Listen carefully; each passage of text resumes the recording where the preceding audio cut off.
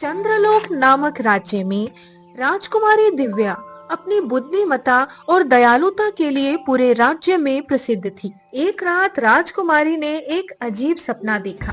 सपने में एक सुनहरी रोशनी थी और उसमें से आवाज आई, दिव्या, अगर तुम्हें अपने राज्य की रक्षा करनी है तो तुम्हें चंद्रलोक की सबसे गहरी गुफा तक जाना होगा।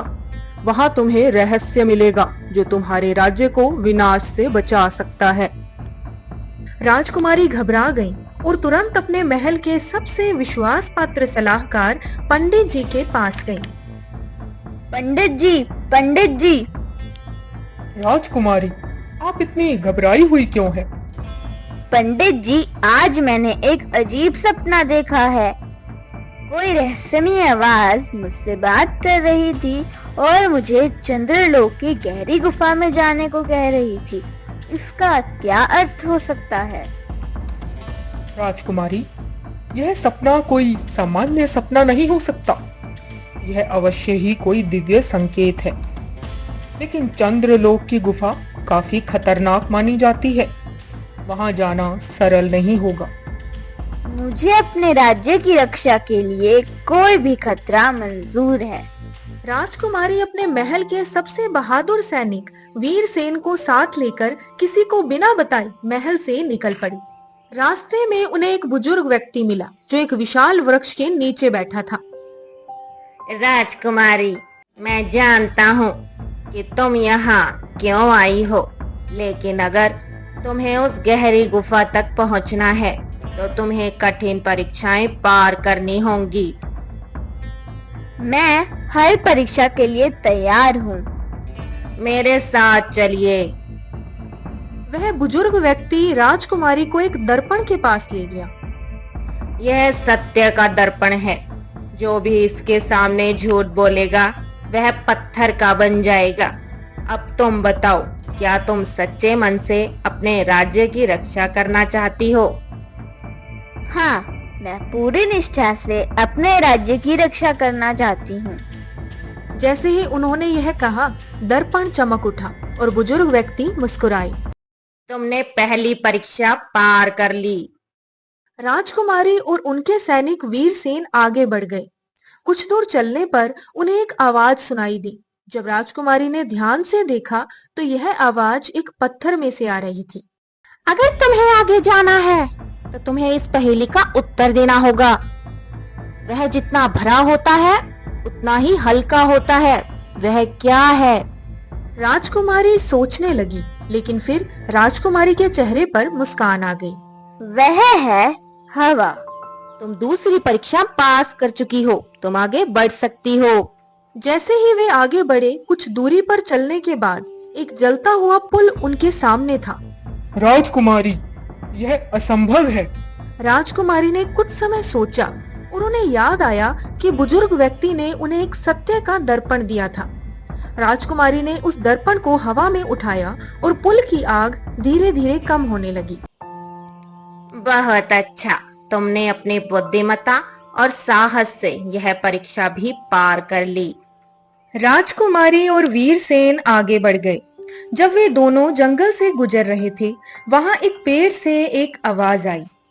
अगर तुम आगे जाना चाहते हो तो तुम्हें मेरे 2 प्रश्नों के उत्तर देने होंगे। अगर उत्तर सही हुए तभी तुम दोनों आगे जा सकती हो। यह तुम्हारी आखिरी परीक्षा है। पूछो, मैं तुम्हारे सभी प्रश्नों के उत्तर देने के लिए तैयार हूँ। पहला प्रश्न, सबसे बड़ी शक्ति क्या होती है? राजकुमारी ने पहले थोड़ा सोचा और फिर जवाब दिया। सबसे बड़ी शक्ति प्रेम व करुणा होती है, जो किसी को भी जीत सकती है। दूसरा प्रश्न, ऐसी कौन सी चीज है जो रिश्तों में सबसे महत्वपूर्ण है? रिश्तों में सबसे महत्वपूर्ण है एक दूसरे पर अटूट विश्वास। तुमने सभी उत्तर सही दिए हैं। जाओ, तुम्हारी यात्रा सफल होगी।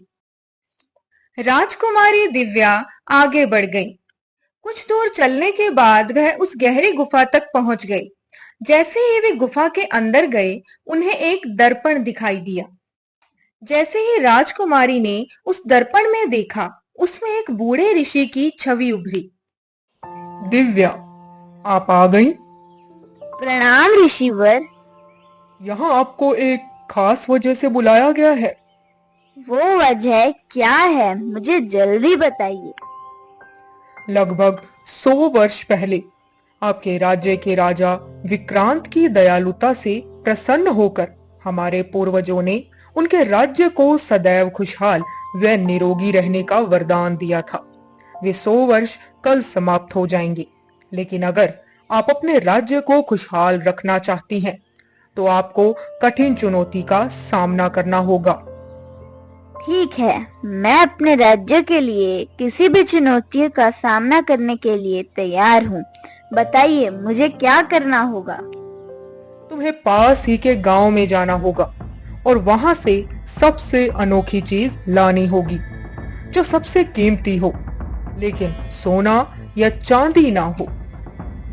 राजकुमारी दिव्या वीरसेन के साथ पास ही के गांव में गई। उन्होंने देखा कि वहां के लोग सूखे के कारण फसल खराब होने से परेशान थे। यहाँ सबसे अनोखी चीज क्या है? बुजुर्ग किसान ने मुस्कुराते हुए कहा, हमारे लिए सबसे अनोखी चीज हमारी मेहनत और उम्मीद है। दिव्या ने कुछ मिट्टी उठाई और वापस आ गई। उसने ऋषि को वह मिट्टी दी और कहा, यह मिट्टी उन किसानों की मेहनत व उम्मीद का प्रतीक है। यह सोना चांदी से ज्यादा कीमती है। बिल्कुल सही, तुमने अपने राज्य की कुशलता को जीत लिया। धन्यवाद ऋषिवर।